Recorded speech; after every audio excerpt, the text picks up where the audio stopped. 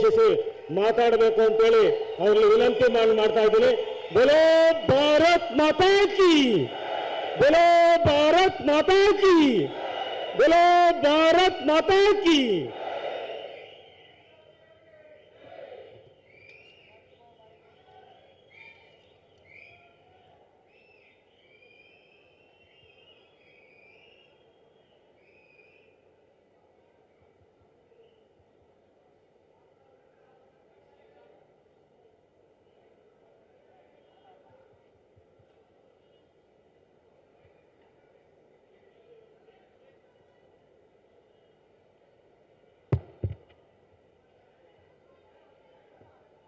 मेरे साथ बोलिए, भारत माता की।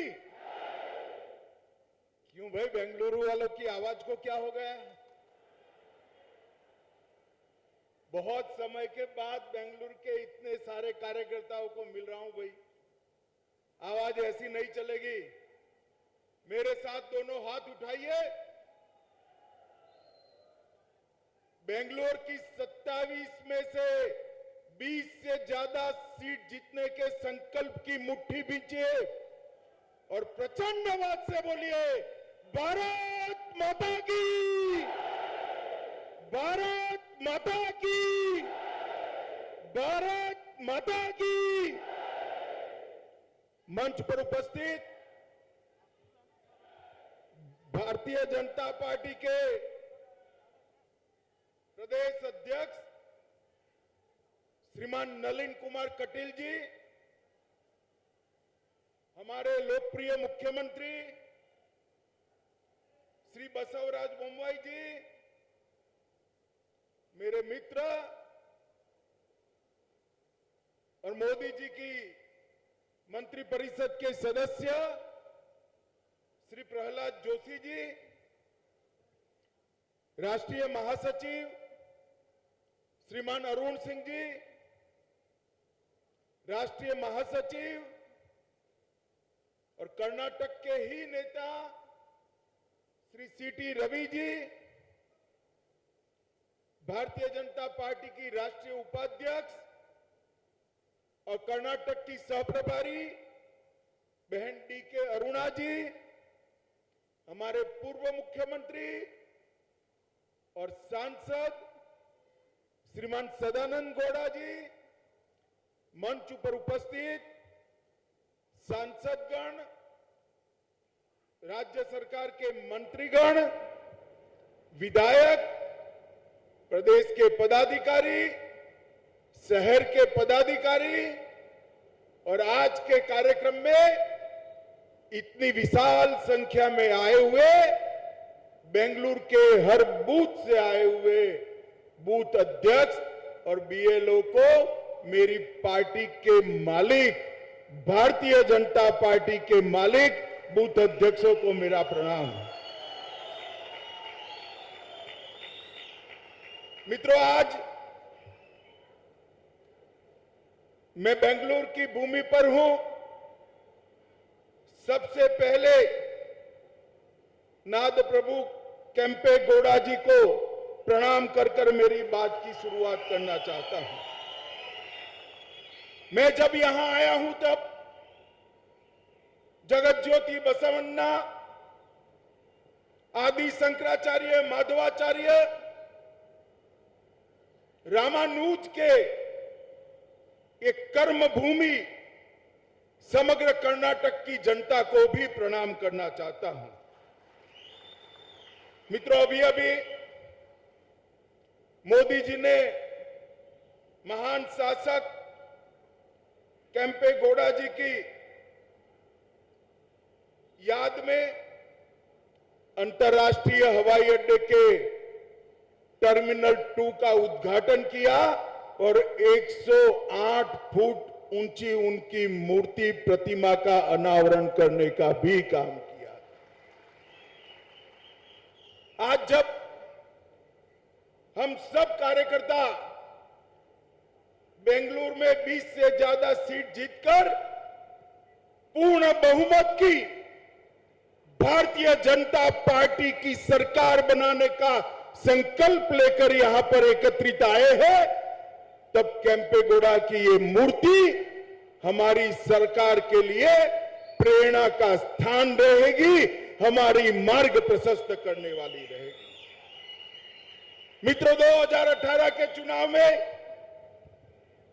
बेंगलोर की जनता ने, कर्नाटक की जनता ने भारतीय जनता पार्टी को सबसे बड़ी पार्टी बनाया, परंतु थोड़ी सी चूक रह गई।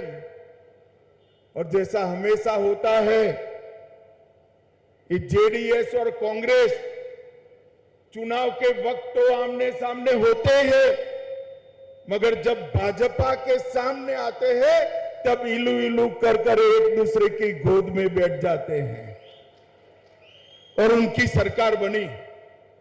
मगर सरकार अपने ही करप्शन के बोझ से गिर गई और फिर से भारतीय जनता पार्टी की येदियुरप्पा जी की सरकार बनी और येदियुरप्पा जी के जाने के बाद आज बसवराज जी इसको आगे बढ़ा रहे हैं। भाइयों बहनों, भारतीय जनता पार्टी के कर्नाटक के कार्यकर्ता और विशेषकर बेंगलोर के कार्यकर्ताओं को मैं कहने आया हूं, देश भर के कार्यकर्ता जहां जहां भी हमारा दौरा होता है, देश भर के कार्यकर्ता मुझे बताते हैं दक्षिण में भारतीय जनता पार्टी को मजबूत करना चाहिए। यह सिर्फ दक्षिण के कार्यकर्ताओं का नहीं, नॉर्थ ईस्ट से लेकर गुजरात से लेकर बंगाल तक, उड़ीसा तक, सारे देश के कार्यकर्ताओं का ये संकल्प है कि दक्षिण के अंदर कमल खिलना चाहिए। और मैं आज आपको बताता हूं, कर्नाटक और बेंगलोर के कार्यकर्ताओं को, कि दक्षिण में भारतीय जनता पार्टी की एंट्री का गेट द्वार हमारा कर्नाटक है, यहीं से एंट्री हो सकती है। ये कर्नाटक के गांव गांव तक भारतीय जनता पार्टी का संगठन पहुंचा है। मैं आज कह सकता हूं, जेडीएस और कांग्रेस की इतनी बड़ी रैली भी नहीं हो सकती, हमारे कार्यकर्ताओं का समागम इतना बड़ा दिखाई पड़ता है। कल मैं दक्षिण कर्नाटक में गया, मांड्या गया। मैं तो प्रदेश अध्यक्ष जी को बधाई देना चाहता हूं। मैं कई बार दक्षिण कर्नाटक, मैसूर, मांड्या गया हूं। मैंने मेरे जीवन में ऐसी रैली नहीं देखी, इतनी बड़ी रैली दक्षिण कर्नाटक में हुई है। और मित्रों, हम एक मजबूत बैकग्राउंड के साथ चुनाव के मैदान में उतर रहे हैं। ये कांग्रेस वाले जब भी चुनाव आता है नई नई चीजें लेकर आ जाते हैं। उनके लिए सत्ता भ्रष्टाचार करने का एक साधन है और हमारे लिए सत्ता राज्य के गरीब से गरीब व्यक्ति को सुखी करने का एक साधन है। मित्रों, 2022 के अंदर 7 राज्यों में चुनाव हुए। 7 राज्यों में से 5 राज्यों के अंदर भारतीय जनता पार्टी ने पूर्ण बहुमत प्राप्त किया है और 7 में से 6 राज्यों में कांग्रेस का सुपड़ा साफ हो गया।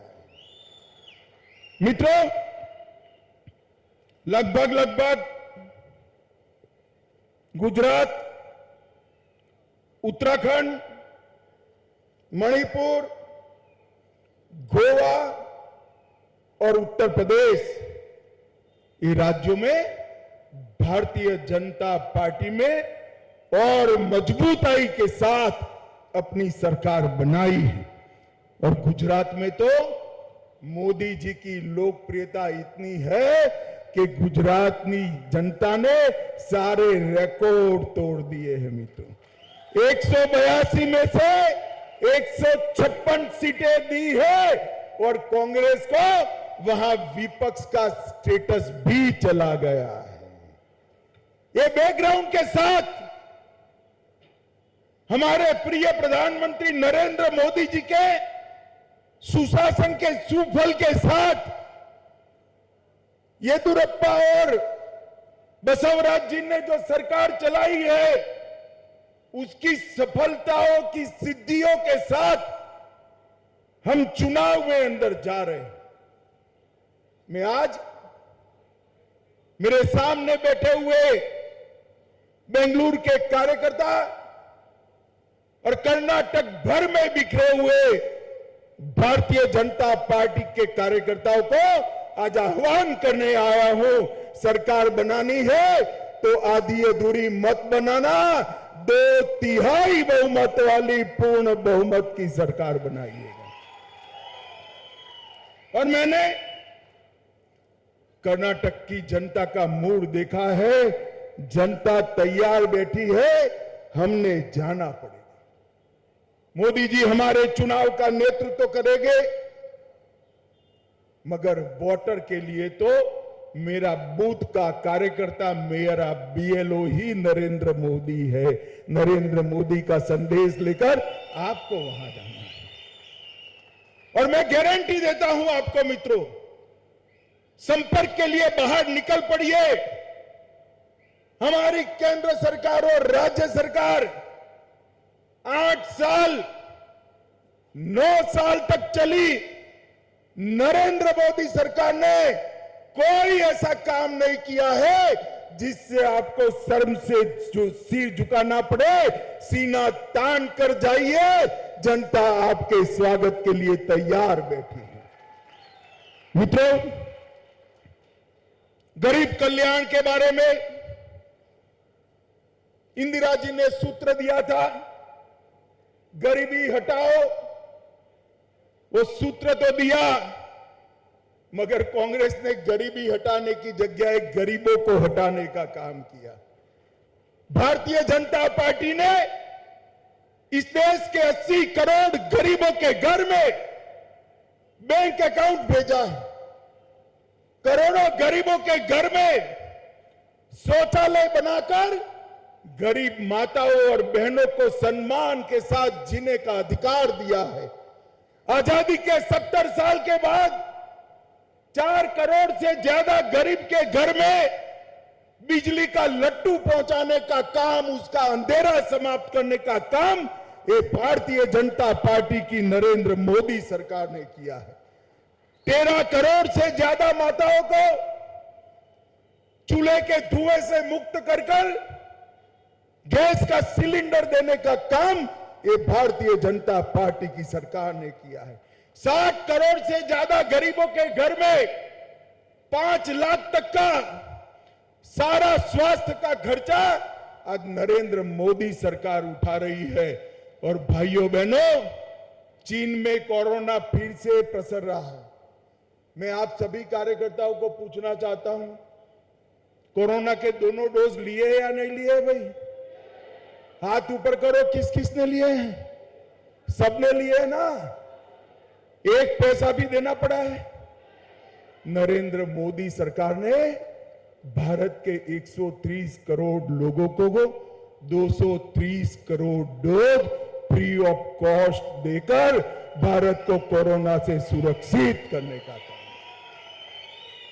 इसके साथ साथ कोरोना के कारण जिनकी रोजगारी गई, ये 60 करोड़ गरीबों को 2.25 साल तक प्रति व्यक्ति प्रति माह 5 किलो अनाज मुफ्त में देने का काम ये भारतीय जनता पार्टी की नरेंद्र मोदी सरकार करे। और ये देवगौड़ा जी, सिद्धरामैया और कांग्रेस के अध्यक्ष गरीबों की बात कर रहे हैं। भाई, आप तो प्रधानमंत्री भी रहे, मुख्यमंत्री भी रहे और कांग्रेस ने 4 पीढ़ी तक शासन किया। हिसाब लेकर आ जाओ।